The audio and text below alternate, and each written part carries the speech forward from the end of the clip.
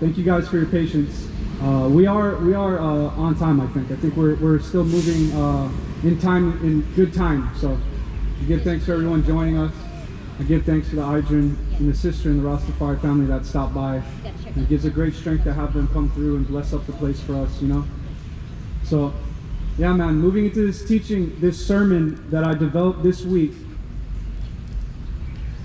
It's called Beyond Bloodlines, the Covenant of Righteousness, Ethiopia, and the Gathering of the Nations.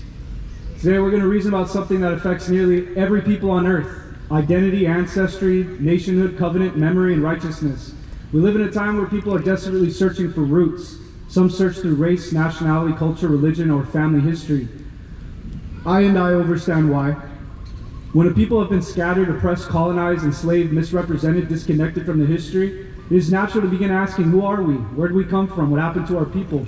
What is our place in the story of God? Those are important questions, but there's also a danger. Because when identity becomes disconnected from righteousness, something begins to go wrong. A family can become loyal to itself, even when it's wrong. A tribe can become loyal to itself, even when it is wrong. A nation can become loyal to itself, even when it is wrong. People begin applying one standard to themselves and another standard to everyone else. We see this everywhere. We see it in politics, religion, race, nationalism. Sometimes we even see it in our own families. A person may defend a relative not because the relative is right, but because they are family, blood. A nation may defend injustice, but not because it is righteous, but because it benefits their people. A community may ignore wrongdoing because they fear criticism from outsiders.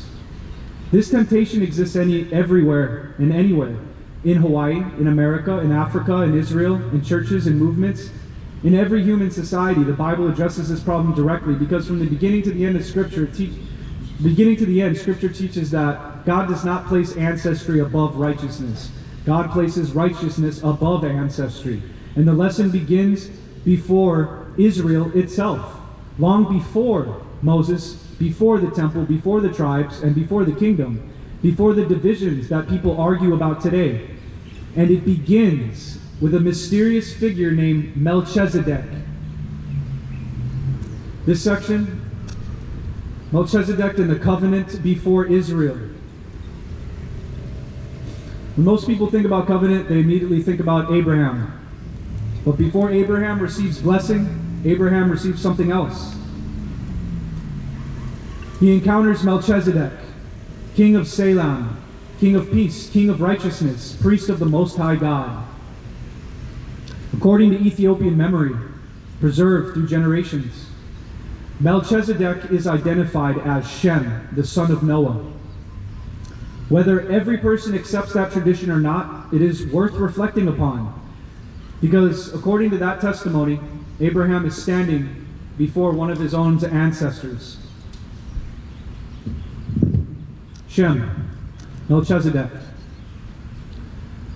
A man who lived through generations, 9 generations to be exact, according to the memories of the Ethiopian Orthodox Church. A witness to the preservation of God's covenant through history. And what does Melchizedek do when he sees his great-great-great-great-grandson Abraham? He blesses Abraham, not the other way around. Think how important that is. Father of the covenant. Abraham receives blessing from another righteous king and priest, his great-great-great-grandfather Shem. And Melchizedek brings forth bread and wine, long before Sinai, long before Moses, long before Passover, as it would later be observed, long before the Last Supper. The symbols appear early, almost like a shadow cast forward through history. The bread and wine shared by Melchizedek and Abraham foreshadowed later covenants, meals, Passover, the Last Supper, the Holy Communion. The remembrance, the participation, the covenant, the relationship. These themes appear again and again throughout Scripture. This is why Melchizedek matters, because he reminds us that God's righteousness existed before tribal identity.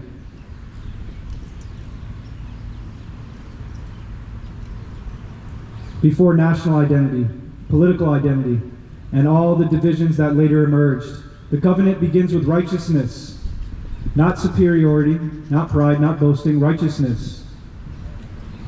Thank you. Abraham and the meaning of election. Now let us consider Abraham. Why was Abraham chosen?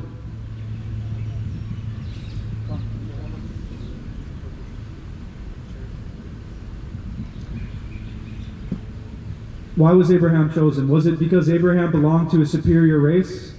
No. Was it because Abraham possessed superior genetics? No. Scripture tells us Abraham believed God. And that faith was through sacred memory from his family. He came from the offspring of Noah. And it was counted unto him as righteousness. Believing in God was counted unto him as righteousness.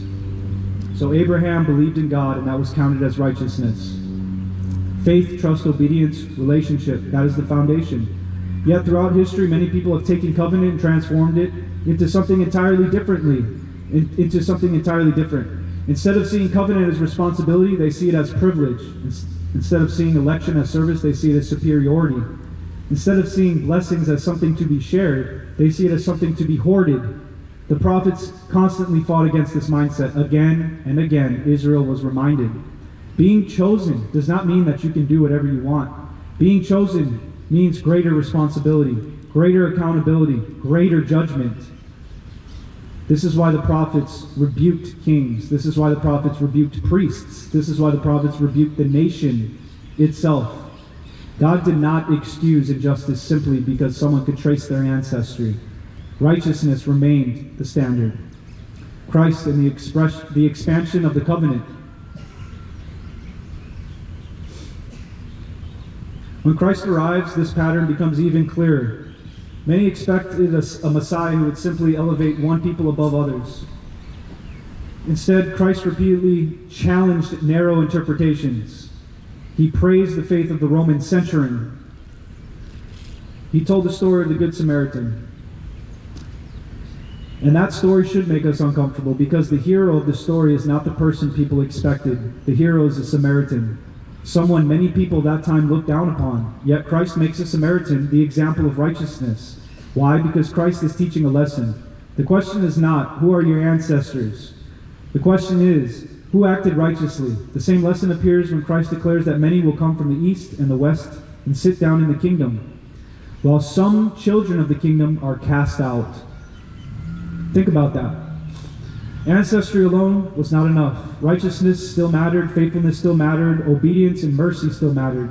This same principle later appears in Paul's teachings about those who are inwardly Jews, and the image of branches being grafted into the covenant tree. Again and again, Scripture returns to the same lesson. God's covenant is larger than bloodlines. God's covenant is larger than tribal identity and human pride. Why the Ethiopia's story and memories matter. Now at this point someone may ask, if God's covenant is bigger than bloodlines, then why do Rastafari speak so much about Ethiopia?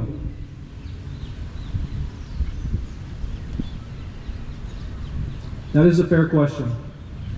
The answer is not because Ethiopia is the only nation God cares about. The answer is because Ethiopia preserved memory, and memory matters. Throughout history, entire civilizations have disappeared. Languages vanished, kingdoms collapsed, libraries burned, temples were destroyed, traditions were forgotten, sacred memories were replaced by new narratives. This has happened repeatedly throughout human history, yet Ethiopia stands in a unique position. Ethiopia preserved one of the oldest continuous Christian traditions on earth. Ethiopia preserved ancient biblical traditions. Ethiopia preserved the Book of Enoch, which much of the world lost. Ethiopia preserved Gez. Ethiopia preserved liturgy. Ethiopia preserved sacred music, fasting traditions, and ancient memories concerning Israel. Whether one agrees with every Ethiopian tradition or memory is not the point. The point is continuity. A people who remember, who preserved, and carried sacred memory through generations. And one of the greatest memories Ethiopia preserved concerns the Ark of the Covenant.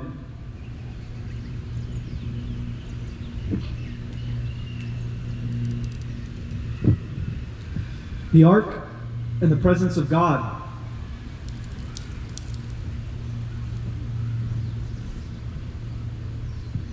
Many people become fascinated with the ark because of movies, mysteries, treasure hunters, and conspiracy theories.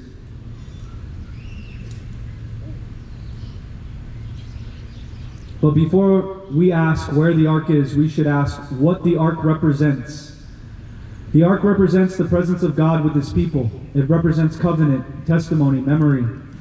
Inside were reminders of God's relationship with humanity.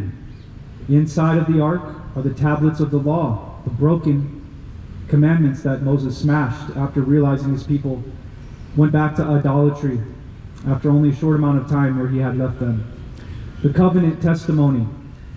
The memory of God feeding his people through manna in the wilderness is said to be in the ark. The ark reminded people that God was not distant, God was present. That is what the ark represented, his presence with his people. God is active and involved in history. That is why the ark matters, not because it is gold, not because it is ancient, but because of what it represents. The Queen of Sheba, Solomon and Menelik I, according to Ethiopian tradition preserved in the Kebra Nagast, meaning the glory of kings, an ancient text. The Ark of the Covenant eventually came to Ethiopia through Menelik I, the son of King Solomon and the Queen of Sheba. The Queen of Sheba is remembered in Scripture as the Queen of the South. Her name in Ethiopia is remembered as Makeda. She heard of Solomon's wisdom, his kingdom, and the blessings God had given him. According to Ethiopian memory, God placed a desire in her heart to travel 6 months' travel and see the things for herself. When she encountered Solomon, she encountered more than a wealthy king. She encountered the God of Israel, whom Solomon served. She accepted that witness. She returned to Ethiopia carrying not only knowledge, but also a child. She changed her forefathers' traditions of worshiping the sun and the stars and the moon to worshiping the God of Israel that she had accepted from Solomon. And her child that she came back impregnated with from Solomon, that child's name was Menelik I. And the full history of their meeting is recorded in Ethiopia's ancient text that the Ethiopian church includes in their theology, in their readings, the Kebra Nagast. I will try to get a copy on the table here soon. I believe that someone's borrowing our only copy right now. So Menelik I was the first king of Ethiopia. Menelik later traveled to visit his father Solomon when he was a man, probably around the age of 18. And something remarkable happened. Many who saw Menelik coming into Israel to see his father Solomon, they believed that he looked like Solomon, so they actually didn't question him at all on who he was. He just walked right into the king's chambers. And according to Solomon, Menelik resembled his grandfather David, or his father David. So that detail is important because this story is not merely about family, it is about covenant continuity. It is about Davidic memory. It is about kingship and being preserved in ways people did not expect. According to the Ethiopian tradition, Menelik was destined to rule Ethiopia. That is why he would not simply remain in Israel and become Solomon's successor there. His role was connected to Ethiopia. Solomon's successor ended up being overthrown after Muslims came and divided the kingdom of Israel. The records of David's ancestry, his sons, and their covenantal lineage were destroyed in Israel, but preserved in Ethiopia. That is why we recognize that line of David as the one that would fulfill the promise of Christ being risen onto his throne according to flesh through his offspring. This is revealed through the rule and coronation of His Imperial Majesty Haile Selassie and shows us an initial fulfillment of this and other prophecies through His Majesty being a historical witness within layered prophecy manifestations, coming in the spirit and power of Christ to fulfill specific roles like that of Shiloh. Also emphasized a Davidic role from the line of David, a final Davidic ruler from the line of David before final consummation emphasized through verses from Ezekiel, Jeremiah, Amos, Psalms, as we mentioned in our previous sermon. The ark comes to Ethiopia. According to Ethiopian account, a guardian associated with the ark received divine instruction through a dream that the ark was to accompany Menelik to Ethiopia. The ark was taken without Solomon initially knowing what had happened. So when Solomon discovered that a guardian of the Ark of the Covenant had a dream where God told him to take the Ark of the Covenant with Menelik back to Ethiopia,